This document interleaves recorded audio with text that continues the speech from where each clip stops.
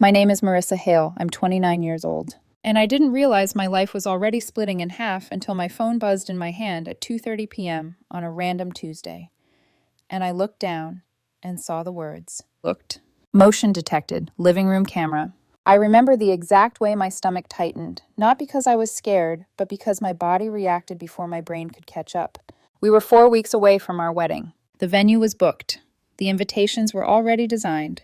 His family had started fighting with mine over seating charts like it was a sport.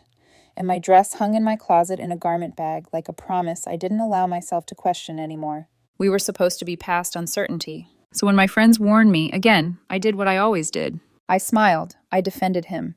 I made excuses that sounded like loyalty, but felt, deep down, like denial. Marissa, my best friend Tanya Reed, had said 2 weeks earlier over brunch, stirring her coffee so hard the spoon clinked against the mug like an alarm. He's playing you. I laughed like it was ridiculous. He loves me, I said too quickly. Tanya didn't laugh back. He loves the life you built. He loves how calm you stay while he benefits. Another friend, Jordan Pike, didn't soften it at all. He gives gold digger energy, but in a tailored suit. I rolled my eyes. That's not fair.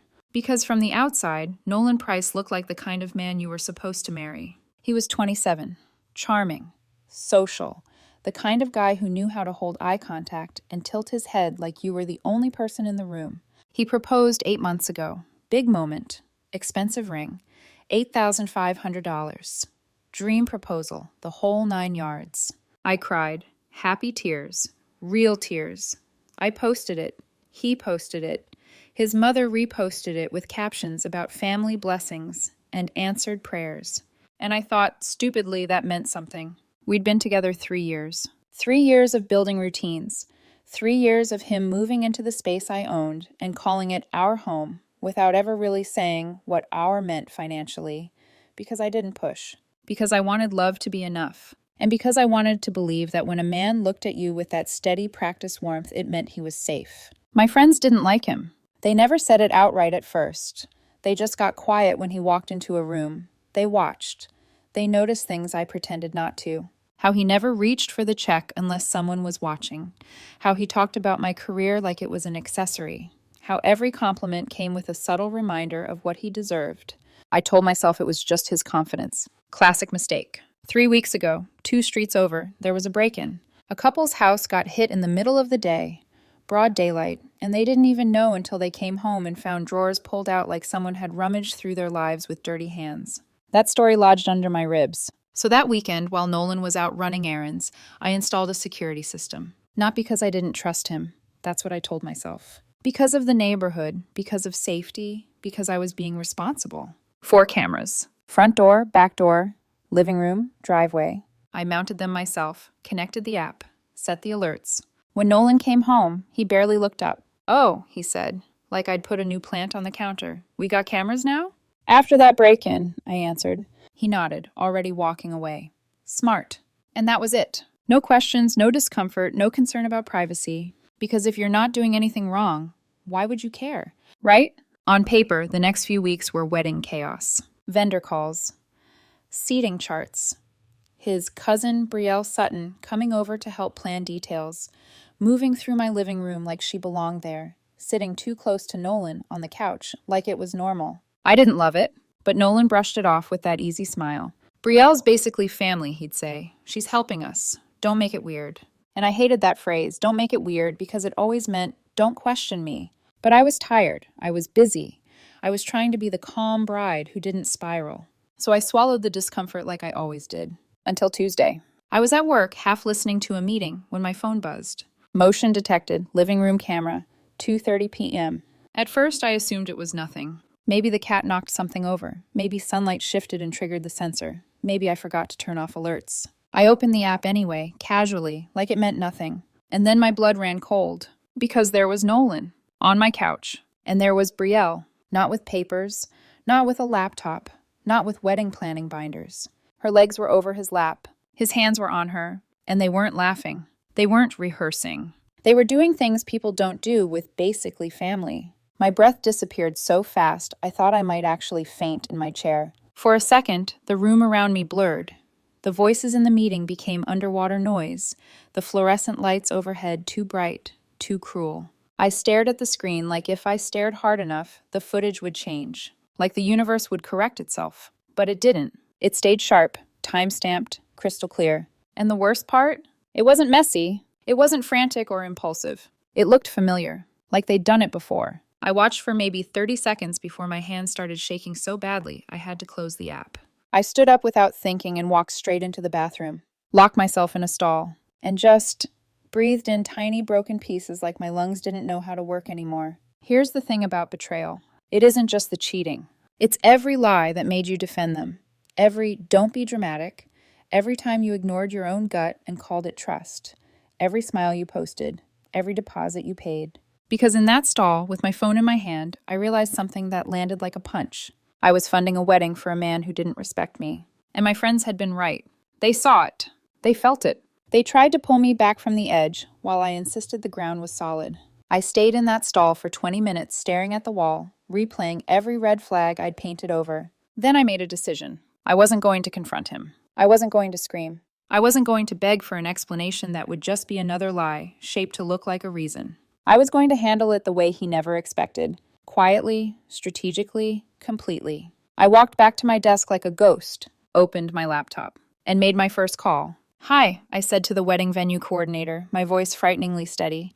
"I need to cancel my wedding reservation for next month." There was a pause, sympathy, soft questions. Then the reminder, exactly as written in the contract I'd signed 6 months earlier. "Just to confirm, the $15,000 deposit is non-refundable." "I understand," I said. "Please proceed. Email me the receipt." Click. Second call, caterer. $3,000. Non-refundable. Third, photographer. $2,500. Non-refundable. Fourth, DJ. $800. Non-refundable. I canceled everything like I was cutting wires on a bomb, one clean snip at a time. By the time I finished, my hands were steady again, not because I wasn't hurting, but because pain had turned into something sharper. Clarity. Total deposits lost? About $22,000.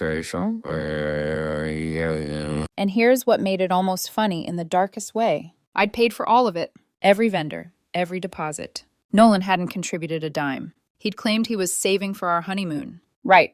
At 4:30 p.m., I forwarded every single cancellation receipt to him. 14 emails. No message, no explanation. Just bright red text stamped across each one like a verdict. Non-refundable.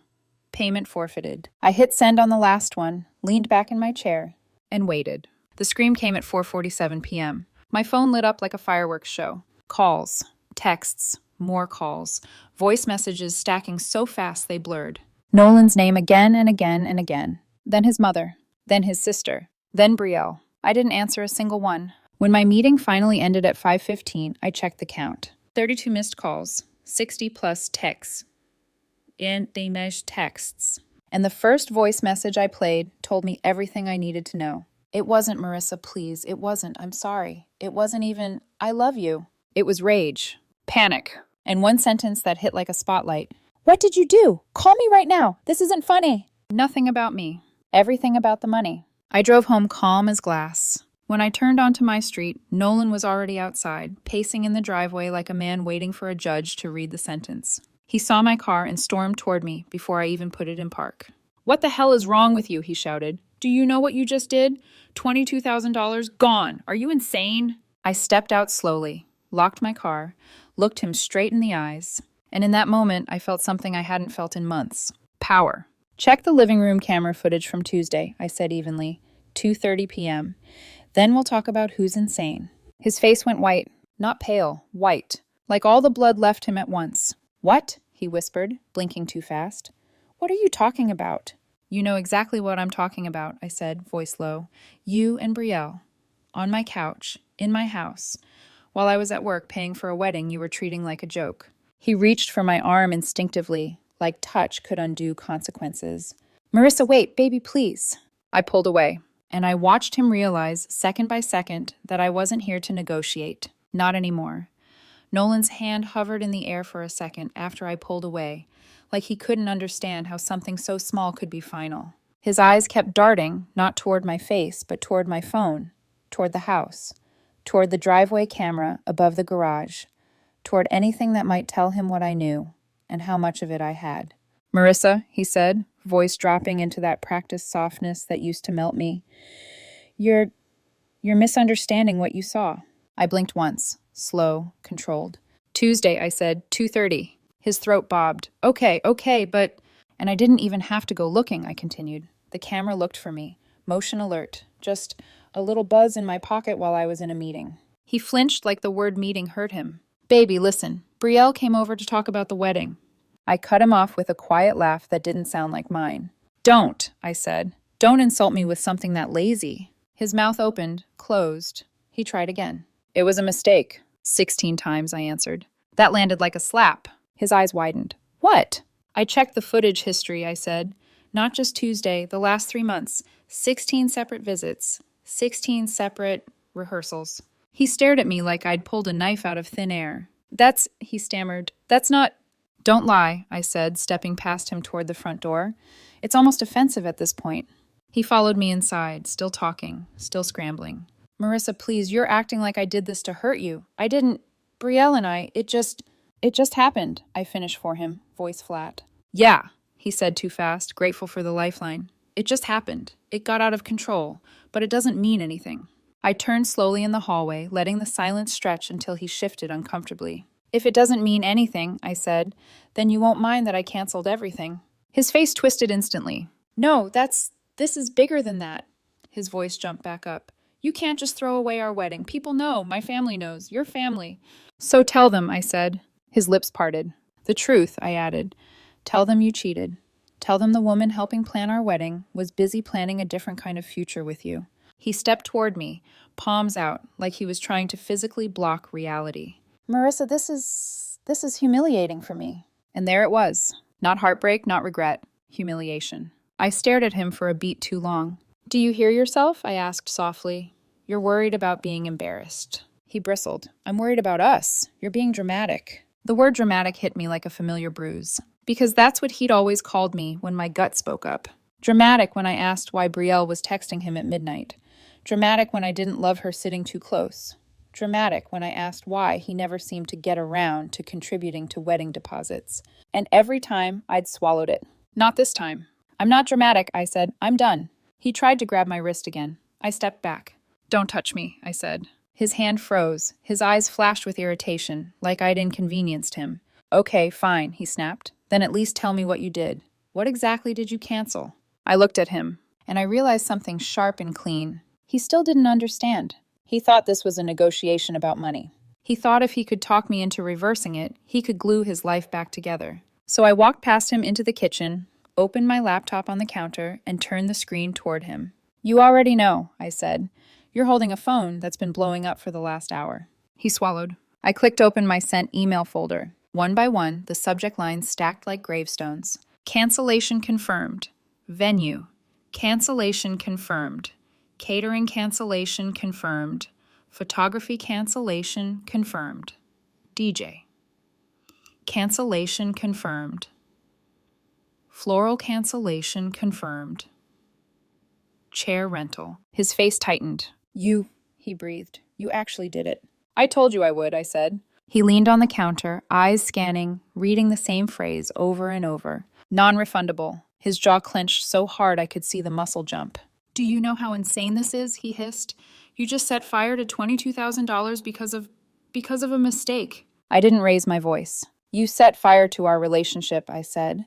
"I just stopped standing in the smoke pretending it was warmth." He laughed, short and bitter.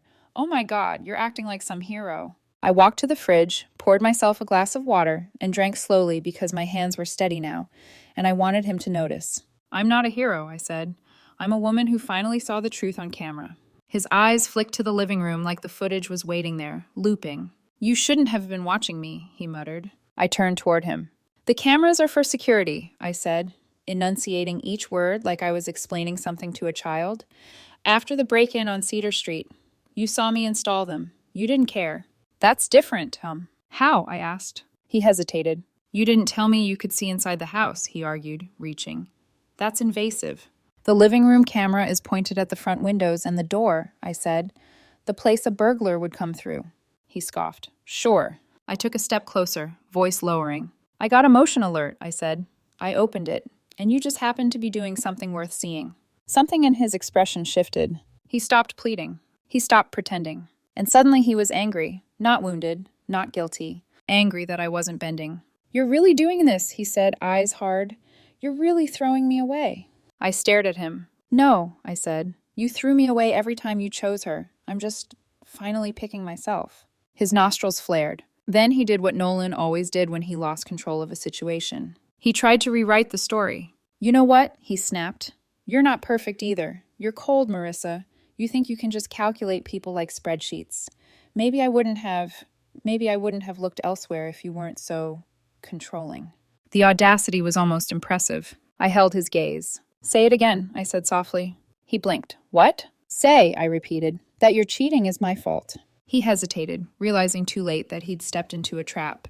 Because I wasn't shaking anymore. I wasn't begging anymore. I was documenting.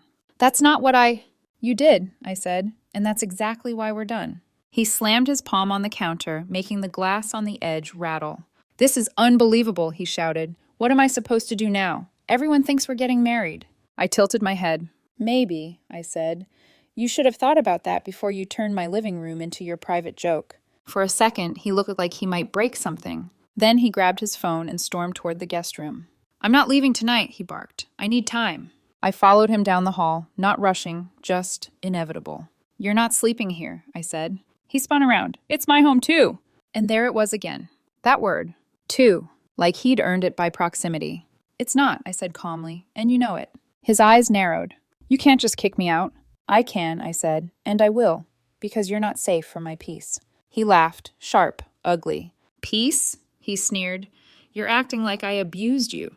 I didn't answer that, because the truth was quieter than that. He hadn't hit me. He hadn't screamed until now. But he'd been eroding me, brick by brick, every time he told me not to make it weird, every time he let me pay, every time he smiled like a good man while living like a liar. I walked into the bedroom, opened the closet, and pulled out a spare duffel bag. He stared at me, stunned. "What are you doing?" "Packing," I said. "For who?" he demanded, voice rising again. I looked up. "For you." His mouth opened like he was about to explode, but then his phone buzzed again, and his face changed. Not because it was a message from me, because it was a message from his mother. He looked at the screen, then back at me. "You're going to regret this," he said, voice low and venomous. "My family is going to destroy you for humiliating me." I smiled slightly. "I didn't humiliate you," I said. "You humiliated yourself. The cameras just made sure I couldn't be gaslit out of it." He stormed out of the bedroom, still yelling as he went. I heard drawers opening, closet doors slamming, his footsteps heavy on the hardwood like he wanted the whole house to feel his rage. I stood in the doorway, watching, breathing. And for the first time in months, my body felt clear, like the fog had lifted. That night, he didn't leave. He slept in the guest room because he refused to accept the word over. But I didn't sleep. I sat at my kitchen table with my laptop, scrolling through the camera timeline like a detective revisiting a crime scene. Because part of me needed to know exactly what I'd been living with. The timestamps were brutal. Quick visits, lingering visits, days when he'd kissed me goodbye in the morning and brought her into my home before the sun even set. By 3 a.m., I had a folder on my desktop labeled Evidence, and another one labeled Next Steps, because Nolan wasn't going to go quietly, and like him never did. And the moment I finally closed my laptop, my phone buzzed again. Not Nolan. A new number. A text message with no introduction. "This is Brielle. We need to talk." I stared at it for a long moment. Then I set my phone face down on the table, walked to the front door, and slid the deadbolt into place with a soft, final click. Because something told me the real chaos wasn't the cheating. It was what came after. The first knock came at 8:12 a.m. the next morning. Not a polite knock, not a hesitant one. A sharp, entitled pounding, like whoever was on the other side already believed they belonged inside. I didn't have to look through the peephole to know who it was. Nolan's mother never knocked like a guest. She knocked like a woman who expected obedience. I opened the door just enough to keep the chain on. Her face was tight, lips pinched, eyes already blazing with accusation. "How dare you?" she said immediately. No greeting, no pause. "Do you have any idea what you've done to my son?" I leaned against the doorframe, arms folded. "Yes," I said calmly, "I do." She scoffed. "Canceling a wedding without even discussing it? Humiliating him? Humiliating our family?" "Did he tell you why?" I asked. She waved a dismissive hand. "He said there was a misunderstanding." "Of course he did. He cheated, I said. For 3 months, I have video.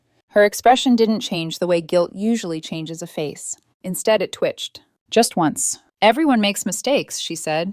You don't throw away years over a lapse in judgment.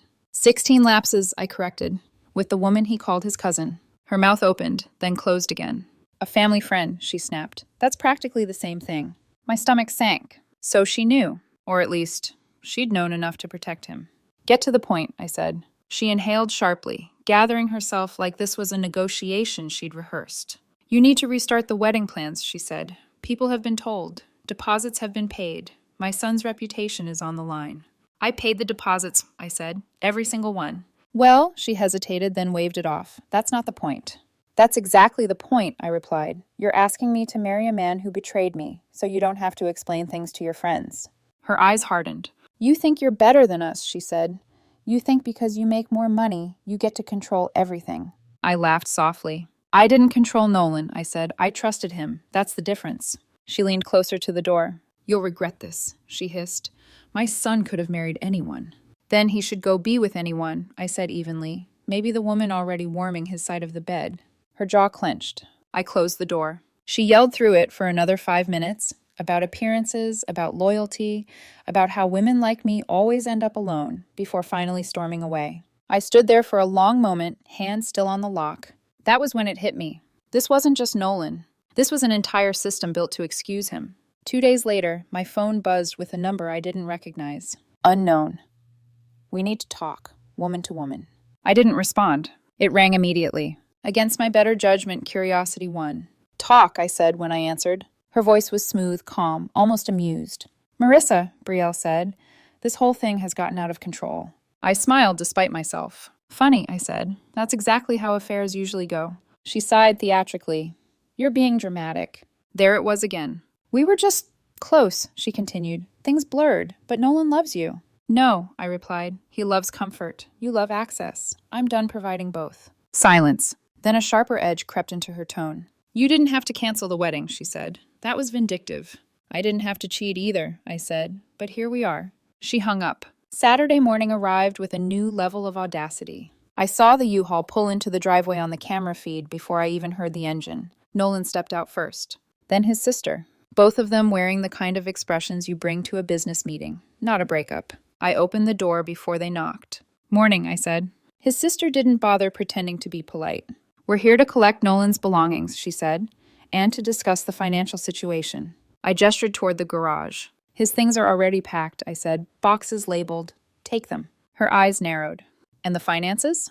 There aren't any, I replied. We're done. She reached into her tote bag and pulled out a notebook. An actual notebook. She flipped it open like she was about to audit me. According to our calculations, she said, you owe Nolan compensation. I blinked. For what? For emotional damages, she replied smoothly, and wasted time. I stared at her. You're joking. We're not, she said. 3 years together, his prime relationship years, and you end it over one indiscretion. 16, I said, and I paid $22,000 for a wedding he sabotaged. She scribbled something in her notebook. That doesn't negate the emotional investment, she said. Something in me snapped, clean and quiet. Let me be clear, I said. Your brother cheated. I canceled a wedding I paid for. And now you're standing on my property telling me I owe him money. Nolan finally spoke. You didn't have to go nuclear, he muttered. I turned to him. You went nuclear first, I said. I just evacuated. His sister flipped a page. There's also the engagement ring, she said. He wants it back. My pulse steadied. Where is it? I asked. Silence. She'll return it, his sister said carefully, when you return the wedding dress. I laughed out loud. I paid for that dress, I said. $3,200. Well, she said, tightening her grip on the notebook, the ring was a gift. No, I replied. It was a conditional gift. No wedding, no ring. She looked annoyed. We'll have our lawyer contact you. Please do, I said. I'll enjoy that. They loaded the truck in stiff silence. As they were leaving, his sister paused. You know, she said, he really did love you. I met her eyes. The mistake was mine, I said. I love someone who didn't exist. The truck drove away. That afternoon, the letter arrived. Cheap paper, aggressive font. A demand for the ring. Money for emotional distress. Compensation for wasted relationship time. Total $27,000. I read it once. Then I smiled. Because now it was official. This wasn't a breakup. It was a case. And I was done playing defense. I opened my laptop, pulled up my evidence folder, and scheduled a meeting with a real lawyer. The attorney's office smelled like lemon cleaner and expensive calm. That was the first thing I noticed. The second was the way Laura Mendel, family law attorney with 20 years of experience and a wall full of framed credentials, actually laughed when she finished reading the demand letter. Not a polite chuckle, a real laugh. "Oh," she said, setting the paper down. "This is ambitious." I exhaled for the first time in days. "So I'm not crazy?" "No," she replied. "You're being harassed." She ticked points off on her fingers. First, the engagement ring is a conditional gift. Wedding didn't happen because of his infidelity. You keep the ring. That's settled law. Relief washed through me, slow and steady. Second, wedding dress was a gift for a wedding that never happened. No claim. Third, wasted time and emotional damages are not legal causes of action here. This isn't a divorce. And even if it were, his behavior would work against him. And fourth, she added, eyes sharp, truth is an absolute defense to defamation. You have video. Their letter is garbage. I laughed then too, half disbelief, half vindication. She drafted a response while I sat there, watching her dismantle their narrative sentence by sentence. Professional, devastating, calm. The final line read, "Any further attempts to harass my client will result in counterclaims, including requests for legal fees and restraining orders." It cost me $400, worth every penny. The letter went out Thursday. Friday afternoon, Nolan escalated. Not with lawyers, with embarrassment. I was at work when security called my desk. "Ma'am," the guard said carefully, "there's a man in the lobby asking for you. He's upset." My chest tightened. "Is his name Nolan Price?" I asked. "Yes." "Tell him to leave," I said. "If he doesn't, call the police." I watched on the security monitor as he argued with the guard, hands flying, voice raised, eyes scanning the room like he was hoping someone would side with him. People stared. Phones came out. After 10 minutes, he stormed out. My manager called me in afterward. "Everything okay?" he asked gently. I gave him the short version. He nodded. "Take the rest of the day if you need it." I didn't, but I appreciated the dignity of being asked. Saturday brought the next act. I saw Nolan's parents through the front window before they rang the bell. I didn't answer.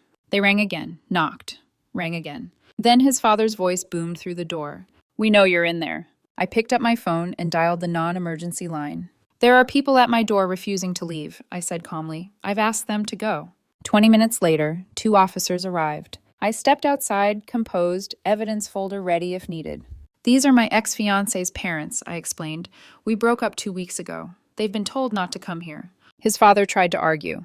"It's a family matter." The officer cut him off. "Sir, this is private property. He's asked you to leave." They left, shooting me looks like I'd committed a crime. They hadn't learned yet. Sunday morning, 7:02 a.m. My phone buzzed. Motion detected. Garage camera. I opened the live feed. Brielle, kneeling by my garage door with a crowbar. My hands didn't shake. I called 911. "Someone is attempting to break into my garage," I said. "I have them on camera right now." The police arrived fast. Caught her red-handed. She claimed she was retrieving property for Nolan. A box of old yearbooks she'd apparently stored there 2 years earlier. They arrested her for attempted burglary. I pressed charges. An hour later, Nolan called from a new number. Crying, begging. "She was just trying to help," he said. "You're being vindictive." "She was breaking into my home," I replied. "That's a crime." He accused me of ruining lives. I hung up. Monday, another letter arrived. This one claimed I wasted $22,000 by canceling the wedding and owed Nolan damages. Laura responded within hours. "Your client's infidelity voided any implied agreements. Your client has engaged in harassment, trespassing, and attempted burglary.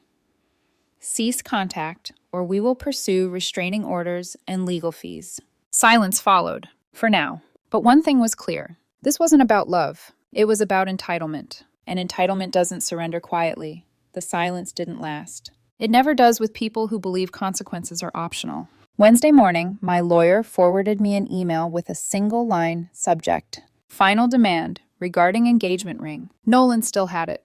Despite everything, despite the letters, the police, the arrest, he was clinging to that ring like it was leverage instead of evidence. Laura didn't even call me this time. She sent a formal demand letter on my behalf. Return the ring within 10 days, or we will file a civil action for recovery of property and pursue additional claims.